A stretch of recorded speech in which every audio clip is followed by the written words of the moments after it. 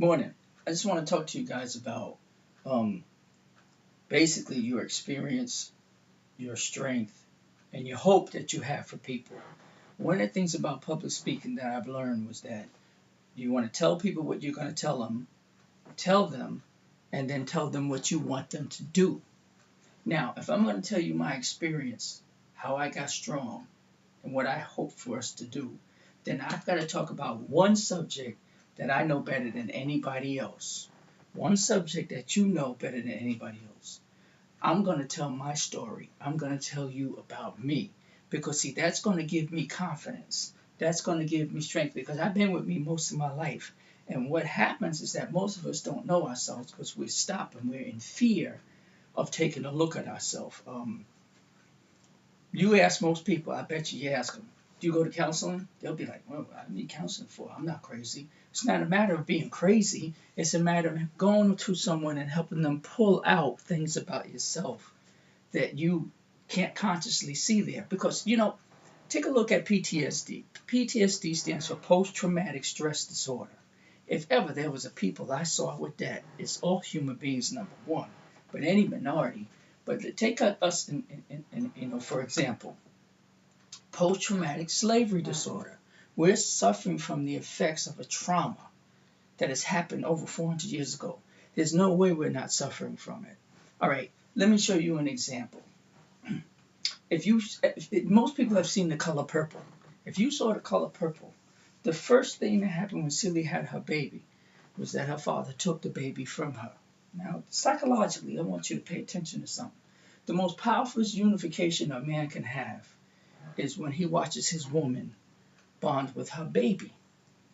A slave, when I saw 12 Years a Slave, one of the scenes that hurt me more than anything, it's a very difficult movie to watch, but I had to watch it, was when the woman kept wailing because she begged him, please don't separate me from my son and my daughter. Don't separate me from my kids.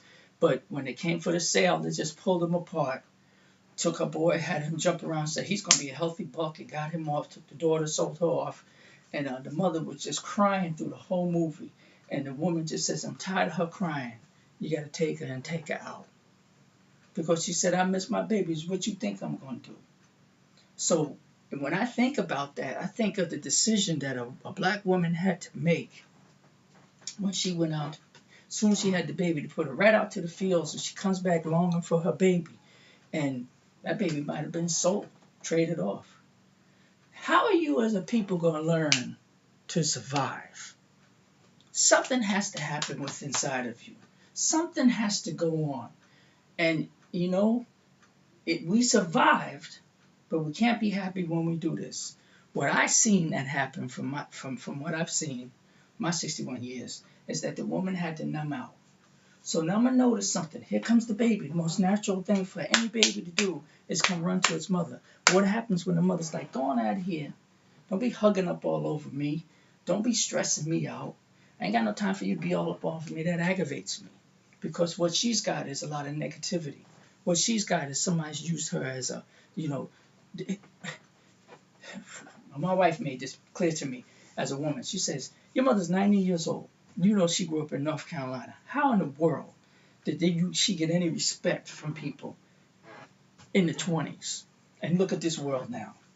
And then she hit the number. She says, you think her body belonged to her? Even with her own men. So I said, wow. And that's when I hear somebody like T.D. Jakes talking. That's why when I was listening to Malcolm X and watching what he was doing, that's why when I look at that stuff, I said, you got to be stronger. You got to look at men that made you stronger. Because you know what? There's been a lot of people who had to struggle. Now, I'm going to tell you about my experience, my strength, and my struggle. And I'm going to let you see exactly what happened right in this room right here. Watch this. I'm going to show you how I got strong. That's me going to college. Some kind of way they took a picture of me and it was on the train. Frederick Douglass. People might not get all they work for in this world, but they must certainly work for all they get. I got that in New York on the streets of a brother just put the chain around the world and made him strong. Mother Teresa, my favorite. Unless life is lived for others, it is not worthwhile. Gandhi, live as if you were to die tomorrow. Learn as if you were to live forever. My goodness. Catherine Dunham. Oh man, look at all these women. Maya Angelou, Condoleezza Rice, and on and on and on. Some hip-hop memories. I'll let you tell it. Barack Obama, Jesse Owens, Frederick Douglass. The list just goes on and on and on. Paul Robeson. Look up on this wall. The thinkers. Martin Luther King, Barack Obama, Malcolm X, Nelson Mandela, and my man Bob Marley. Thinker. Focus on the hard times ahead with thoughts of those who came before you. Focus on the mission ahead with thoughts of your role as a leader in your community. Focus on the obligations of your family with thoughts of their needs first, personal needs last. Focus on the future of your people with thoughts of your course of actions to make their dreams come true by any means necessary. Yes, we can become the thinker. You can think now. My man, Muhammad Ali. One of my trophies that I won, running the Boston Marathon. And there's me running the Boston Marathon. There's my children. There's my family. Two left.